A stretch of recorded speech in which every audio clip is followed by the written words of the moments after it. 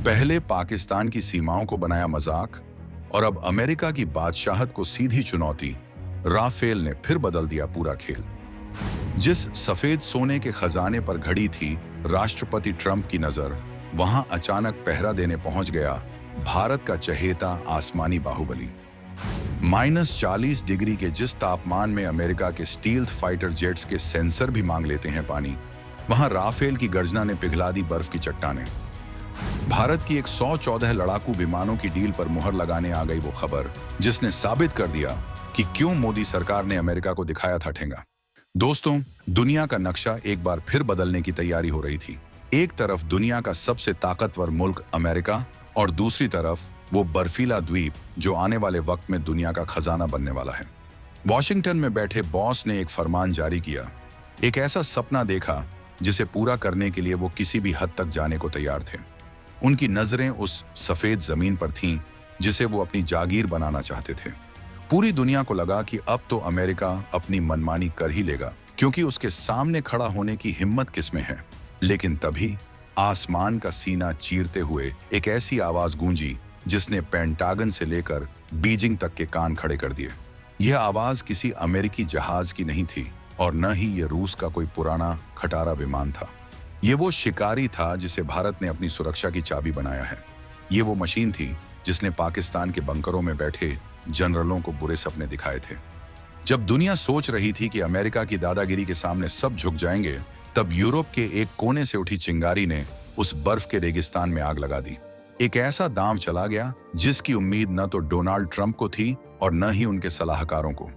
यह सिर्फ एक मिलिट्री एक्सरसाइज नहीं है, बल्कि यह एक सीधा संदेश है कि जंगल में शेर चाहे कितना भी बूढ़ा हो जाए, लेकिन शिकार करना नहीं भूलता। और सबसे बड़ी बात, इस पूरी उठापटक में भारत का सीना गर्व से चौड़ा हो गया है। क्यों? क्योंकि जिस हथियार के दम पर आज यूरोप अमेरिका को आंखें दिखा रहा है, उसी हथियार को भारत ने अपनी वायु सेना की रीढ़ की हड्डी बनाया है।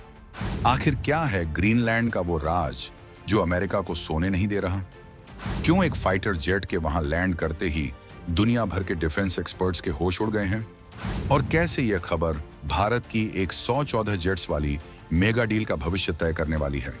इन सारे सवालों के जवाब हम आपको इस वीडियो में आगे देने वाले हैं। हम आपको बताएंगे इस धमाकेदार खबर की पूरी कहानी, तो बने रहिएगा वीडियो पर। और इस संबंध में आपके जो भी विचार हो कमेंट में लिखकर जरूर बताइएगा।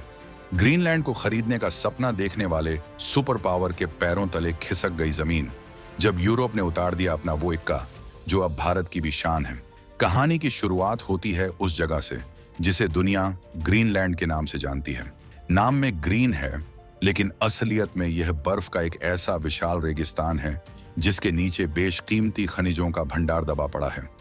2025 में सत्ता में वापसी करने के बाद राष्ट्रपति डोनाल्ड ट्रंप ने अपने पुराने एजेंडे को फिर से हवा दे दी है। आपको याद होगा कि अपने पिछले कार्यकाल में भी उन्होंने ग्रीनलैंड को खरीदने की इच्छा जताई थी। तब दुनिया ने इसे मजाक समझा था, लेकिन इस बार मामला गंभीर है। ट्रंप प्रशासन ने डेनमार्क पर दबाव बनाना शुरू कर दिया है। टैरिफ का डर दिखाया जा रहा है, व्यापारिक प्रतिबंधों की धमकियां दी जा रही हैं। अमेरिका चाहता है कि आर्कटिक के इस रणनीतिक इलाके पर उसका पूरा कब्जा हो जाए ताकि वो रूस और चीन को टक्कर दे सके। लेकिन भाई साहब, यूरोप कोई दूध पीता बच्चा नहीं है जो अमेरिका की हर डांट सुनकर कोने में दुबक जाए। डेनमार्क, जिसके अधिकार क्षेत्र में ग्रीनलैंड आता है, उसने साफ कह दिया है कि ग्रीनलैंड बिकाऊ नहीं है। और इस ना को ना ही रखने के लिए डेनमार्क ने अपने बड़े भाई फ्रांस को आवाज लगाई। और फ्रांस ने क्या किया? उसने अपनी तिजोरी से अपना सबसे नायाब हीरा निकाला, राफेल फाइटर जेट, और उसे सीधा ग्रीनलैंड के आसमान में तैनात कर दिया। यह अमेरिका के लिए एक बहुत बड़ा झटका है। एक तरह से यह अमेरिका के मुंह पर तमाचा है कि जिस जमीन को तुम खरीदना चाहते हो, वहां हम अपने लड़ाकू विमान उड़ा रहे हैं। यह सिर्फ एक अभ्यास नहीं, बल्कि शक्ति प्रदर्शन है। यह बताने का तरीका है कि नाटो में दोस्त हैं तो क्या हुआ, अपनी जमीन के लिए हम दोस्त से भी दो दो हाथ कर सकते हैं। बर्फीले तूफान में राफेल की अग्नि परीक्षा। अब जरा उस मशीन की बात करते हैं जिसने इस पूरे जियोपॉलिटिकल गेम को पलट दिया है। राफेल, जी हाँ, वही राफेल जिसे भारत ने खरीदा है। ग्रीनलैंड कोई आम जगह नहीं है।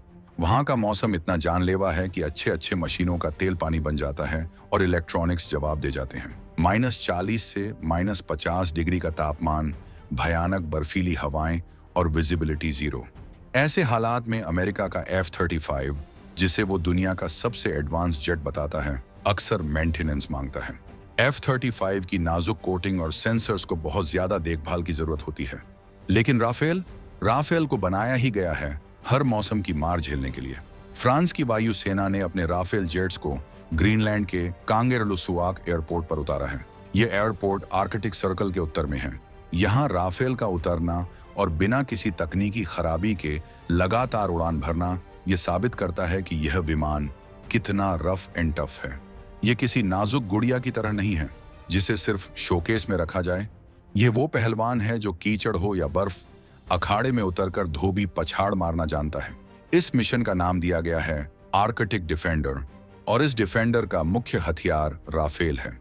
यह मिशन दुनिया को दिखा रहा है कि अगर कल को आर्कटिक में युद्ध छिड़ता है तो राफेल वहां भी दुश्मनों की कब्र खोदने में सक्षम है। अब आप सोच रहे होंगे कि भाई ग्रीनलैंड में फ्रांस और अमेरिका लड़ रहे हैं, इसमें भारत क्यों खुश हो रहा है? तो सुनिए, यह पॉइंट बहुत महत्वपूर्ण है।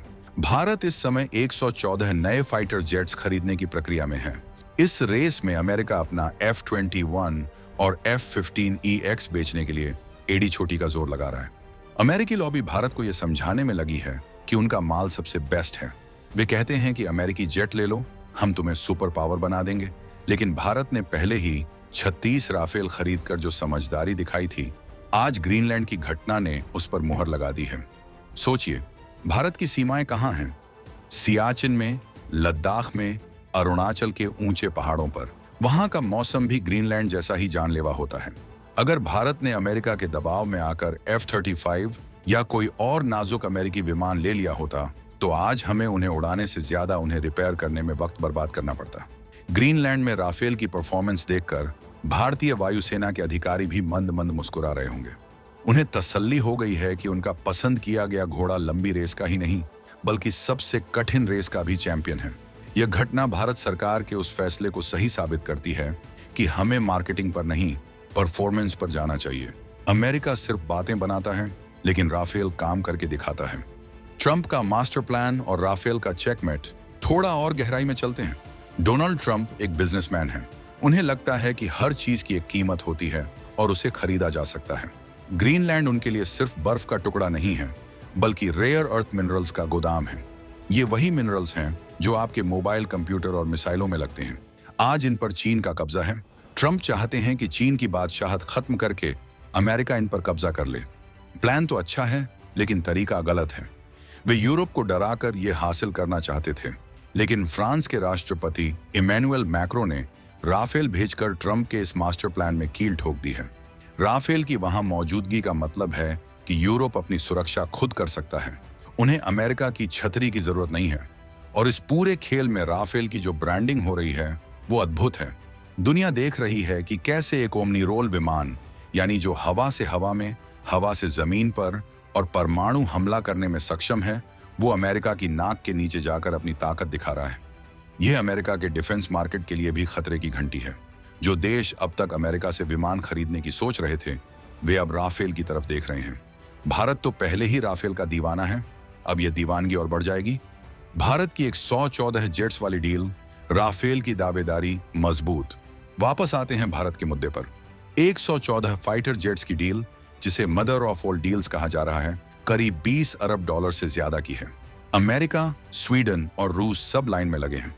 लेकिन ग्रीनलैंड की इस घटना ने राफेल का पलड़ा भारी कर दिया है। भारत को एक ऐसा विमान चाहिए जो लद्दाख की कड़कड़ाती ठंड में चीन के J-20 को धूल चटा सके।